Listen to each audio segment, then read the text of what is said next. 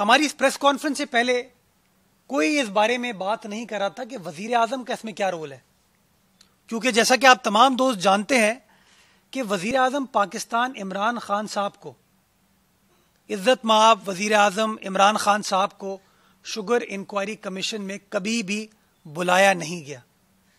اگر آپ یہ رپورٹ پڑھتے ہیں جو کہ 700 صفحوں پر مشتمل ہے، اس رپورٹ میں کہیں پر بھی خان صاحب کے رول کا ذکر نہیں ہے۔ رزاق داؤد صاحب کے بارے میں بات کی جا رہی ہے جو کہ ایڈوائزر آن کامرس ہیں، لیکن منسٹر آن کامرس کے بارے میں بات نہیں کی جا رہی، جن کے اپروول کے بعد یہ تمام چیزیں ہوئی۔ تو کسی نہ کسی کو بچانے کی کوشش کی جا رہی ہے۔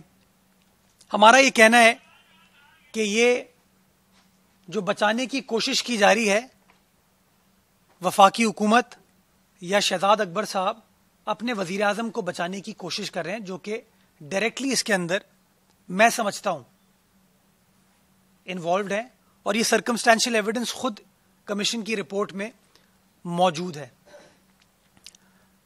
شہزاد اکبر صاحب نے ہفتے کو لاہور میں ایک پریس کانفرنس کی۔ اس پریس کانفرنس میں انہوں نے سندھ حکومت کے جتنے بھی سوالات تھے ان میں سے کسی کا جواب نہیں دیا، کسی کا۔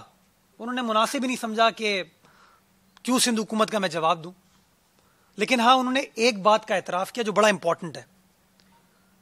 انہوں نے کہا وزیر اعظم پاکستان نے کوئی سبسڈی نہیں دی، وزیر اعظم پاکستان نے کوئی سبسڈی نہیں دی، بلکہ وزیر اعظم نے صرف ایکسپورٹ کرنے کی اجازت دی۔